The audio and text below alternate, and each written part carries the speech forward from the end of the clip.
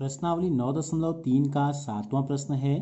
बिंदु डी और ई क्रमशः त्रिभुज ABC की भुजाओं AB और AC पर इस प्रकार स्थित हैं कि एरिया ऑफ DBC इक्वल है एरिया ऑफ EBC के। तो दर्शाना है कि DE पैरेलल टू BC। तो देखो एक त्रिभुज हमने बनाया ABC, हमको कहा है D कहाँ पर है, AB के पर स्थित है कहीं, और E कहाँ स्थित है, AC पर।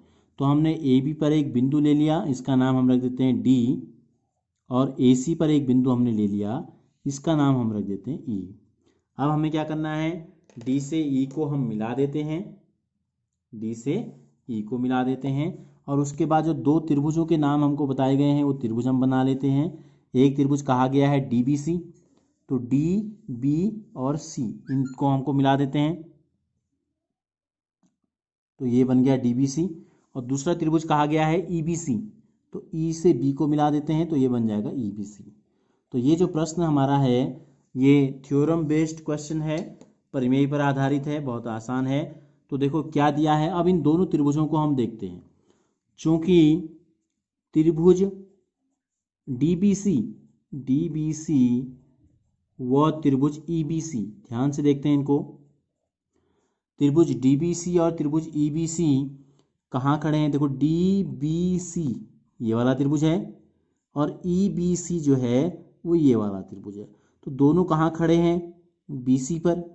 चूंकि त्रिभुज वो ये और ये समान आधार, एक ही आधार है इनका, बेस सेम है, समान आधार BC पर खड़े हैं। कहाँ खड़े हैं, BC पर। तथा क्या दिया है हमको, दोनों के क्षेत्रफल बराबर हैं।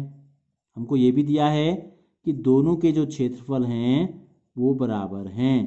तो हमने एक प्रमेय आपको बताया था, क्या था प्रमेय, अगर दो त्रिभुजों के क्षेत्रफल बराबर हैं, अगर दो त्रिभुजों के क्षेत्रफल बराबर हैं और वो एक ही आधार पर स्थित हैं तो वो एक ही समांतर रेखाओं के मध्य स्थित होते हैं।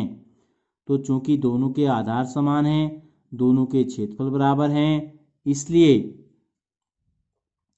दोनों एक ही समांतर रेखाओं के मध्य स्थित होंगे। इसलिए दोनों एक ही समांतर रेखाओं के मध्य स्थित होंगे। तो ये थ्योरम कहता है। तो थ्योरम के अनुसार ये दोनों क्या हैं, एक ही समांतर रेखाओं के मध्य जो हैं स्थित होने चाहिए। तो दूसरी रेखा कौन सी है, देखो D और BC के मध्य स्थित हैं, तो इसका मतलब है D और BC जो है क्या होंगे, समांतर होंगे, हमने लिख दिया। यही हमको जो है सिद्ध भी करना था, DE समांतर BC। तो केवल एक प्रमेय आपको याद रखना है, अगर दो त्रिभुज समान आधार वाले हैं, समान क्षेत्रफल है, तो वो सदैव एक ही समांतर रेखाओं के मध्य स्थित होते हैं।